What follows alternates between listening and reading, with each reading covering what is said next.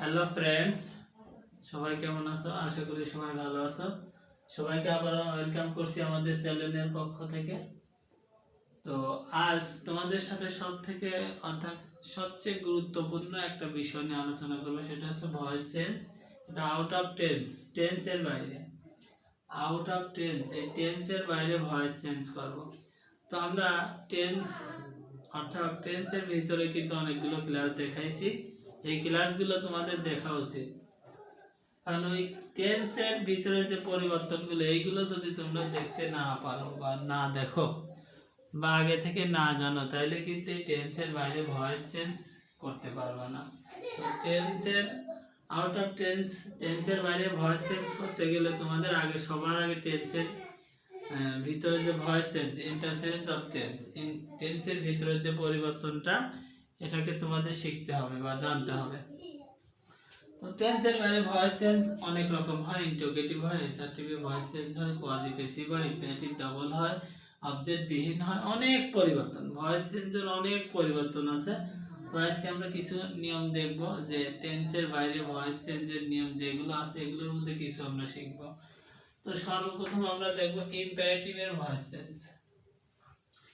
Imperative সেন্টেন্সের voice change. আমরা জানি ইম্পারেটিভ সেন্টেন্স মানে যে সেন্টেন্স কি হয়, মূল ভাব দিয়ে শুরু হয়। ইম্পারেটিভটা হচ্ছে অনুজ্ঞাসূচক, যে সেন্টেন্স দ্বারা আদেশ, উপদেশ, অনুরোধ, নিষেধ প্রকাশ করে। তাহলে ইম্পারেটিভ সেন্টেন্স যেমন কি হেল্প দা পোর, গরিবকে সাহায্য করো। ইম্পারেটিভ সেন্টেন্সটাই কিন্তু মূল ভাব দিয়ে শুরু হয়। ইম্পারেটিভ সেন্টেন্সের কথা যখনই মনে আসবে, তখনই মনে করবে যে সেন্টেন্সটা মূল ভাব দিয়ে শুরু হয়। আর এই ইম্পারেটিভের ভয়েস চেঞ্জ করতে প্রথমে কি করা লাগে? অবজেক্ট নিয়ে আসবো, অবজেক্টকে সাবজেক্ট বানাবো। তো সর্বপ্রথম আমাদের লেট যোগ করতে হবে, তারপরে object plus auxiliary verb, let plus object plus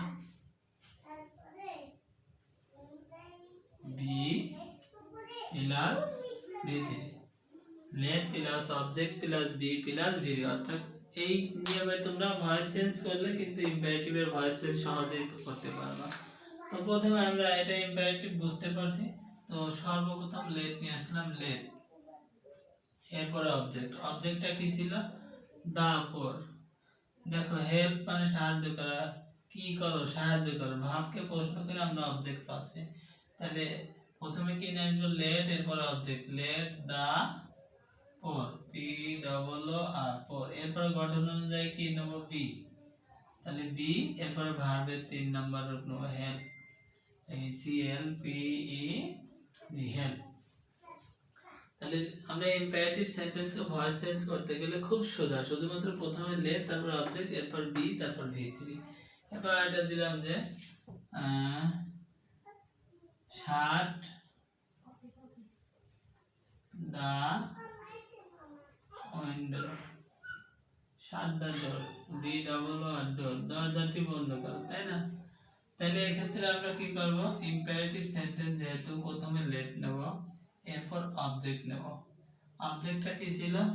দা ডোর, দরজাটি। তাহলে লেট দা ডোর, এরপরে কি যোগ করব? বি। এই যে ইম্পারেটিভ অতিরিক্ত বি যোগ হয়, বি। এরপর ভার্বের 3 নাম্বার রূপ নেব, shut, S H U T E D, shuted, let the door be shuted. এটা গেল সিম্পল ইম্পারেটিভ, মানে সাধারণভাবে যে ইম্পারেটিভ সেন্টেন্সের ভয়েস কে প্রথমে লেট নেব, এরপর অবজেক্ট নেব, এরপর বি নেব, এরপর ভি3 নেব। এবার ইম্পারেটিভটা যদি কি হয়? নেগেটিভ হয়। ইম্পারেটিভ সেন্টেন্স কিন্তু অনেক সময় নেগেটিভ হয়, সেক্ষেত্রে আমরা কি করব? যেমন ডন্ট। তো ইম্পারেটিভের নেগেটিভ করব, এটা আমরা এখন ইম্পারেটিভ এর নেগেটিভ, নেগেটিভ, ইম্পারেটিভের নেগেটিভ। ইম্পারেটিভের নেগেটিভ করতে প্রথমে কি করব? নাম মনে করো ডন্ট হেট দা পোর, হেট দা পোর, কখনো গরিবকে ঘৃণা করিও না। ইম্পারেটিভ সেন্টেন্স, এটা নিষেধমূলক বাক্য। ডন্ট হেট দা পোর, কখনো গরিবকে ঘৃণা করিও না। তাহলে দেখো এটা ইম্পারেটিভ নেগেটিভ যেহেতু, তাহলে আমরা এটাকে অবজেক্টিভ অর্থাৎ প্যাসিভ ভয়েস করতে কি করব, প্রথমে লেট, এরপরে সাথে সাথে যোগ করব নট, লেট নট, এরপরে যোগ করব অবজেক্ট প্লাস বি প্লাস ভি3। নেগেটিভ হইলে শুধুমাত্র লেটের পরে নট ব্যবহার করব, অতিরিক্ত কোনো গঠন নাই, শুধুমাত্র নেগেটিভ সেন্টেন্স হইলেই লেটের পরে নট যোগ করব। তো এটা খেয়াল করে দেখো, প্রথমে এটা নেগেটিভ সেন্টেন্স আমরা বুঝতে পারছি, তো লেট দিলাম লেট, এরপর নেগেটিভ হওয়ার জন্য অতিরিক্ত নট যোগ করলাম লেট নট, তারপরে আমরা কি নেব অবজেক্ট, অবজেক্টটা কি ছিল দা পোর, পি ডবল ও আর পোর, এরপর অতিরিক্ত বি এর গঠন অনুযায়ী বি, তারপর ভার্ব কোনটা ছিল হেট, হেট মানে ঘৃণা করা, তাহলে let not the poor be hated, H A T E D hated. এই ভয়েস চেঞ্জ আউট অফ টেন্সের ভয়েস চেঞ্জে কিন্তু মানে খুব কঠিন কোনো নিয়ম নাই, শুধুমাত্র একটু গঠনটা মনে রাখা যে কোন টেন্সের কোন অক্সিলারি ভার্ব আর কোনটার পর কি ব্যবহার করা হয়। তাহলে ইম্পারেটিভ সেন্টেন্সের ভয়েস চেঞ্জ করতে প্রথমে লেট অবজেক্ট বি প্লাস ভি3, আর নেগেটিভ যদি হয় শুধুমাত্র লেটের পরে নট ব্যবহার করব, তাছাড়া অন্য কোনো কোথায় কোনো পরিবর্তন নেই। তো এরপরে আমরা ইম্পারেটিভের ডাবল অবজেক্টে আসি। ইম্পারেটিভের ডাবল অবজেক্ট যখন করব তখন সেটা কি হবে, যেমন give me a pen, আমাকে একটা কি দাও, কলম দাও, আমাকে একটা কলম দাও। আমরা জানি আইটা সাবজেক্টিভ কেস, আই থেকে কি হয় মি হয়, তাহলে মিটা হলো অবজেক্টিভ, আর এই পেনটাও কিন্তু কি অবজেক্টিভ, তা অবজেক্ট, তার মানে এই বাক্যে কিন্তু অবজেক্ট আছে দুইটা, এই বাক্যে অবজেক্ট আছে দুইটা। তো প্রথমে এরকম দুইটা অবজেক্ট যদি থাকে আমরা সর্বপ্রথম বস্তুবাচক অবজেক্টকেই ব্যবহার করব। তো বস্তুবাচক অবজেক্টটা কি ছিল এ পেন, তাহলে ইম্পারেটিভের গঠনটা আগে জানিয়ে আসি, লেট প্লাস বস্তুবাচক অবজেক্ট, বস্তুবাচক অবজেক্ট প্লাস বি প্লাস ভি3 প্লাস ফর প্লাস অন্য অবজেক্ট, অন্য অবজেক্ট। তাহলে এই গঠন অনুসারে কিন্তু আমরা খুব সহজেই এই ডাবল অবজেক্ট দিয়ে ভয়েস চেঞ্জটা করতে পারি।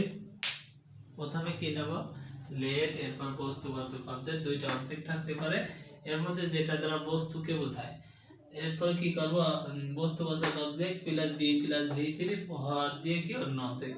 আমি কিন্তু টেন্সের ভিতরে যখন ভয়েস চেঞ্জ করছিলাম তখন বলছিলাম যে ভি3 পর তিনটা শব্দ ব্যবহার করা হয়, চারটা, একটা হলো বাই, একটা ছিল টু, আর একটা ছিল ফর, আর একটা ছিল কি উইথ, এই চারটা শব্দ ব্যবহার করা হয় ভি3 এর পর।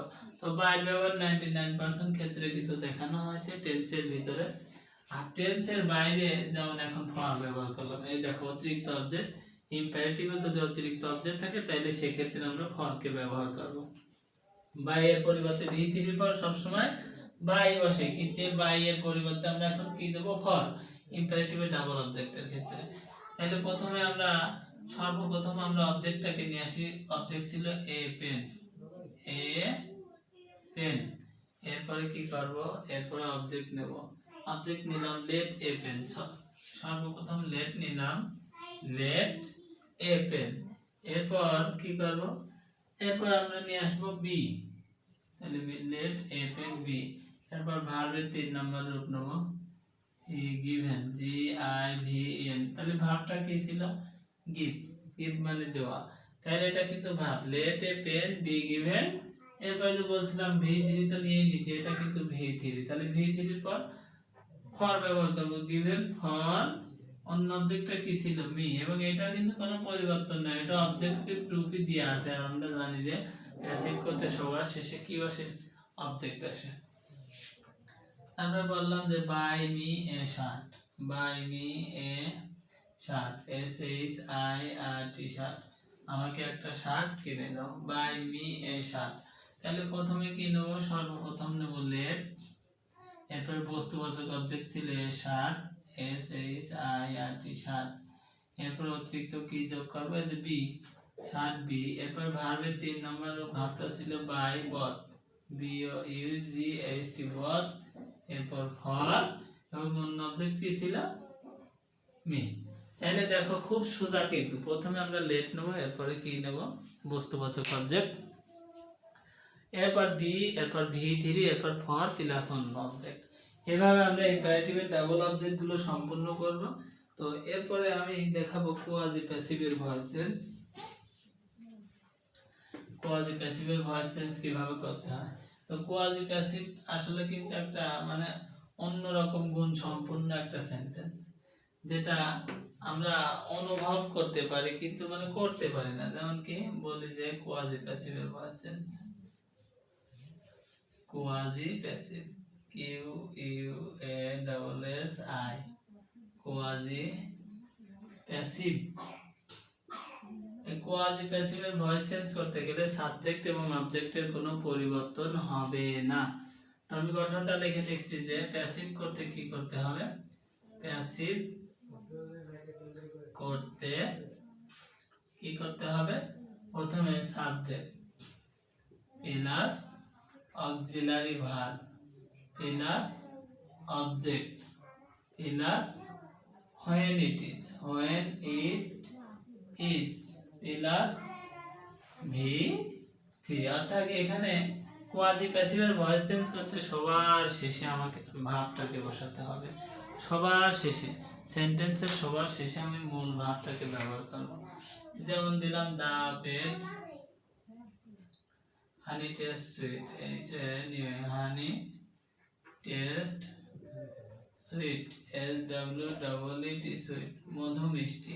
তাহলে মধু যে মিষ্টি, তুমি টেস্ট না নিলে কিন্তু বুঝতে পারতে। মধু যে মিষ্টি যখন আমরা স্বাদ নেই তখনই বুঝি, তাই ছাড়া কিন্তু এছাড়া যে মধু মিষ্টি এটা কিন্তু বোঝার কোনো সিস্টেম নাই বা পদ্ধতি নাই। এই জন্য আমরা কি এই যখন মধুটাকে টেস্ট নিই তখন মধুটা বুঝতে পারি এটা কি মিষ্টি। তাহলে দেখো হানি মানে কি মধু, মধুর স্বাদটা কেমন মিষ্টি, আবার সুইট মানেও মিষ্টি। সাবজেক্ট আর অবজেক্ট একই গুণকে বোঝাচ্ছে। অর্থাৎ কোয়াজি প্যাসিভ মানে যেখানে সাবজেক্ট এবং অবজেক্ট দুইজন ব্যক্তি হলে একই গুণ সম্পন্ন হয়, দুইটা বস্তু হলেও একই গুণ সম্পন্ন হয়, সাবজেক্ট এবং অবজেক্ট একই গুণ সম্পন্ন হয়ে থাকে। তাহলে প্রথমে আমরা এটা প্যাসিভ করতে সাবজেক্ট যা আছে তাই যে দেখো প্রথমে সাবজেক্ট, তাহলে হানি ছিল সাবজেক্ট, হানি দিলাম। এরপর অক্সিলারি বা প্রেজেন্ট টেন্স ছিল ইজ, হানি ইজ। এরপরে কি নেব অবজেক্ট, অবজেক্টটা ছিল সুইট, SWEET সুইট। এরপর ব্যবহার করব when it is। এরপর ভার্বটা কি ছিল টেস্ট, স্বাদ নেওয়া, টেস্ট STED, অর্থাৎ V3টা সবার লাস্টে। এই হচ্ছে কোয়াজি প্যাসিভের ভয়েস চেঞ্জ। প্রথমে সাবজেক্ট যা আছে তাই, এরপর অক্সিলারি ভার্ব ব্যবহার করবে, এরপর অবজেক্ট যা আছে তাই, তারপর when it is এবং সবার শেষে কি ভার্বের 3 নাম্বার উপর অর্থাৎ পাস্ট পার্টিসিপল ফর্ম ব্যবহার করব। তারপর একটা সেন্টেন্স দিলাম যে the bed FELT soft, SOFT soft, বিছানা নরম। তাহলে দেখো বিছানা যে নরম না শুইলে তুমি কিভাবে বুঝতে পারবে, অর্থাৎ বিছানা নরম এটা তোমাকে কি শুয়ে বুঝতে হবে, বিছানা কিন্তু অন্যরকম হতে পারে। তাইলে এটাও কিন্তু কি কোয়াজি প্যাসিভ, সাবজেক্ট আর অবজেক্ট একই গুণ সম্পন্ন। তাহলে প্রথমে কোয়াজি প্যাসিভের ভয়েস চেঞ্জ করতে আমরা সাবজেক্ট যা আছে তাই লিখবো। তাহলে দা বেড ইজ, এরপর ভার্ব নেব, অবজেক্ট নেব, অবজেক্টটা কি ছিল soft, the bed is soft. এরপর কি নেব when it is। এরপর ভার্ব কি নেব, ভার্ব মানে অনুভব করা, ফেল, FELT। অর্থাৎ দেখা যাচ্ছে কি কোয়াজি প্যাসিভের এই ভয়েস চেঞ্জটা কিন্তু খুবই সোজা। তো এইভাবে আমরা কি কোয়াজি প্যাসিভের ভয়েস গুলো করব। এরপর কোয়াজি প্যাসিভের আরেকটা গুরুত্বপূর্ণ নিয়ম আছে, খুবই গুরুত্বপূর্ণ এবং হাস্যকর। এই নিয়মটা প্রায় ভার্সিটির পরীক্ষা আসে, তো এই নিয়মগুলো আমি তোমাদের দেখাবো। তো এটা আসলে স্পেশাল ক্লাসে আমি চাচ্ছি যে এই বিষয়গুলো আমি আমার স্পেশাল ক্লাসে আউট অফ টেন্সের বাইরে, যেগুলো আমরা আসলে সচরাচর জানি না, ভার্সিটি স্টুডেন্টও অনেক আছে যারা জানে না, তো আমরা এগুলো একটা ক্লাসের একটা পার্টের মধ্যে দেখো। ইনশাল্লাহ তোমরা আমাদের সাথে থাকার চেষ্টা করবে। আমরা এই স্পেশাল যে ভয়েস টেস্টগুলো আছে, যেগুলো অ্যাডমিশন টেস্ট বা ভর্তি পরীক্ষা আসে, এগুলো একটা পার্টের মাধ্যমে তোমাদের দেখাবো এবং আশা করি সবাই উপকৃত হবে। তো সবার আগে যেটা দরকার আসলে আমাদের চ্যানেলকে সমর্থন করা বা সাবস্ক্রাইব করা। তো সবাই আমাদের চ্যানেলকে অবশ্যই সাবস্ক্রাইব করবেন এবং আমাদের জন্য দোয়া করবেন। সবাইকে আজকের মতো এই পর্যন্তই। আসসালামু আলাইকুম।